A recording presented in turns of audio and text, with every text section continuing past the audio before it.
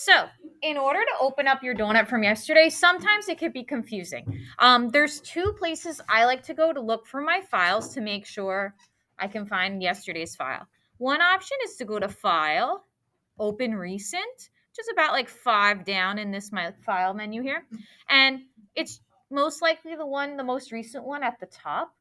They go in chronological order. So that's one place to look for your last project that you're working on.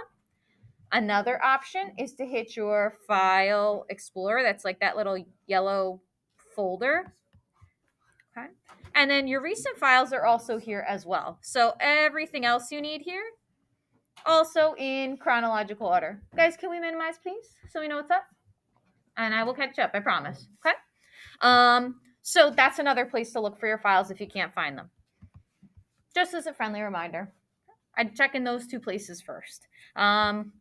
If after that you're really having a problem, you could check and look for where it says like your student ID number under this PC, and you could check there as well. But I'd say that's like the last resort. This is usually easier. Any questions about that? Okay, cool. So we're gonna make the donut, like the cake ring shape thing, look way more 3D, way more like round today before we leave. I'm gonna show you how to make some toppings and different layers. I'm not gonna show you all the toppings today because that's like a lot of stuff. So just some baby steps, okay? Number one, your donut's still there. What do you notice isn't blinking at you anymore? Yeah, the outline, right? So that like selection thing before. So selections disappear when we like close the program. We could always put the selection back on and watch yesterday's video to do that. It's pretty straightforward. You probably don't need it because at this point you could let stuff like ooze off the size of your side of your donut. If you need it, we could do it, but you probably don't have to redo it today. Okay? So that's step number one. All right, step number two, let's make it look really rounded and fancy. So we're gonna add an effect to it, and it's called Bevel and Emboss. If you've seen like a plaque or something like that that's engraved, usually the letters are popped up, and we call that embossing. So I'm gonna hit this little, it literally says FX right here at the bottom of my layer panel, and there's a bunch of options here. And Bevel and Emboss is pretty close to the tippy top. Super. Now, there's lots of sliders here, but honestly, don't worry about most of it. I want you to look at this top box where it says structure. Don't even look at the other stuff. You don't even have to think about it, okay? So there's 3 sliders here, and that's really the only stuff I mess with.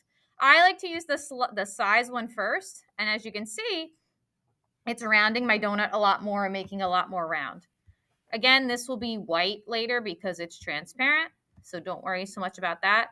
I use the soften slider a little bit too. It doesn't do a ton in this situation, but it gives us a little bit more of a softer edge where it's not as like hard and like a straight line. And depth will give you some options too.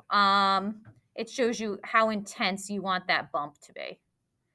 So I'm going to go in about that range. Again, you can try and use the same colors, but same numbers, but depending on your colors and the way you drew it, that's kind of where like the artistic end comes in. But our goal is that we want to make it look like it's really rounded and curved and more 3D, right? Do we agree at least that it looks a lot more 3D? Okay. What about it like makes it feel more 3D? Definitely the shadows, right? They went in and added like a ton of shadow on it. Cool. Awesome, guys. Well done. So when we're done with that, we can just press OK. Cool. So the donut part is pretty much done for now. Again, I know the checkers look weird. I promise it's not going to be weird for a few more minutes. So I want to talk about like another topping I could put on my donuts. What's something I may spread on top of like most of the donut? Yeah, you could put like a caramel, like what else? What are some other options? What else would you like spread? Maybe with like a butter knife? What? Butter. We may not like that. May like dissipate though, like a frosting or an icing that you would spread. Like you know how they kind of dip it, huh? So, most important thing, like when I talked about the hamburgers, we need to create a new layer. So I'm going to hit that little plus sign in my lower right-hand corner, and I'm going to use that regular paintbrush we talked about yesterday, which is right here. Now our paintbrush tip was like fuzzy, as you could tell. It kind of fades out. I want to use a hard brush tip now, which is just like a big solid circle. And I'm going to make sure my opacity is back to 100% so it's not see-through anymore. Okay. Let's pick a color icing. What color you want? Blue. Let's do blue. Okay, we're there. Whatever you want. So, do you remember what the shortcut was to make your brush tip smaller or bigger? What keys we clicked? The brackets. Awesome. Thank you. So I'm going to make it like that-ish. And here we go. You're going to look at this first and you're going to be like, oh, this seems like a terrible idea. But I promise you it's going to make more sense. So freehand, it's not going to be exact because it's icing. You can tell I'm letting it hang off the edge a little bit. Take your time, no rush. If you hate it, you've got an eraser here, or you could just delete the layer with the little garbage can and start over. I also like to go around the inside here like that. Like that. There we go. Okay. You could either color it in by hand, but that could take us a while. I don't want to really feel like doing that. So you've got, probably see this, which is like all shades. If you click and hold it, you can get your paint bucket tool and fill it on up. Sometimes you may have to click more than once to get all the little wisps of color. Now you're probably thinking to yourself, ooh, not looking so hot. So what effect can we put on it to make it match the roundedness of your donut? The blend and something. The bevel and emboss. Okay. So FX menu, bevel and emboss, bam. So it has the same settings as before. So I'm going to tone it down a little bit because it's like a little too thick for me. So I'm going to bring down the size a little bit so it's not so gloopy. Again, soften doesn't do a ton, but a little bit. And I'm going to play with it till it looks a little bit thicker. And actually, I like the way it came out. Yeah, maybe like that. I don't want it to be too thick. Okay. So at least it looks way more like logical now, which is good. Okay. Now, friendly reminder, if you make a mistake, and I'm going to do that by accident, okay, and if you, let's pretend you didn't make your own layer on it, okay, you're not going to be able to control like how much bevel and emboss you're going to have on it. So we want to make sure that everything we do is on a separate layer so we could like apply different bevel and emboss levels to them. Okay. So any questions about the frosting? Okay, one more tip. I'll show you one more option. And if you want to get more customized with stuff, we're going to save that for the next day. Okay. So what else could you possibly shake on top of your donut? Let's put it that way. Shake. What would you shake on top of your donut? Sprinkles. Let's do something like simple to start. Sprinkles, okay? So before I do anything, can I put it on the same layer as my frosting? I wouldn't, right? Because what if I like do something really stupid? Like I'm just like, let's, I'm making sprinkles and they look good and I'm happy. But then I go back and I'm just like, oh, I forgot I made this really weird looking sprinkle and I have to get rid of it. And I can't. You don't want to do that. So I'm going to make a new layer.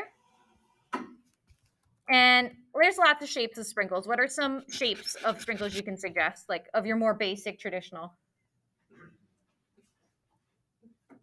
What shapes we got?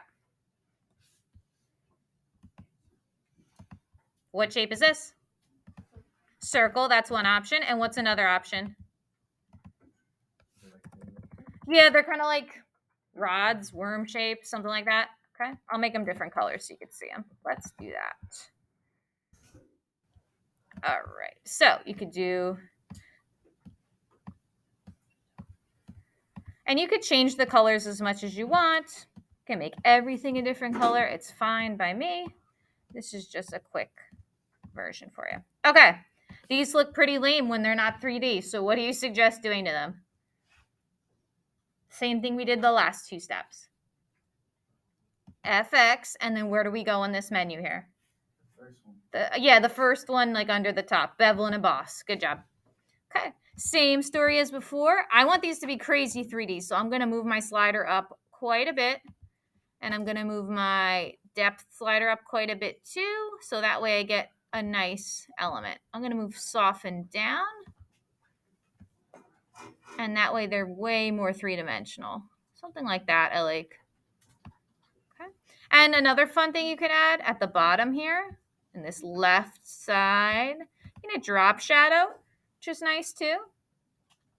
Again, it's really just these three sliders here, distance, spread, and side. And you could add a little drop shadow like that with the distance to give it a little bit more depth too, which is a nice little option. Okay. Just a few things that are going to make it look a little fancier as we're working. Okay. So I can even go back here where it says layer. And if I double click on the words, I could like write what it is. So I could say like blue frosting, enter. And I'm going to put, oops, X that out, hit number 3, hit sprinkles, hit enter. Okay. Any questions so far? Okay. Friendly reminder, we're gonna need 3 sets of toppings. So if you get to 1 to 2 today, maybe one is like the spread icing, maybe the other one is like a sprinkle of some sort. That's awesome. I'll show like drizzle, I'll show more like customized shapes next time. So keep that in mind as you like plan ahead. Are there any other questions that are coming to mind at the moment? Okay, cool. Let's take a pause.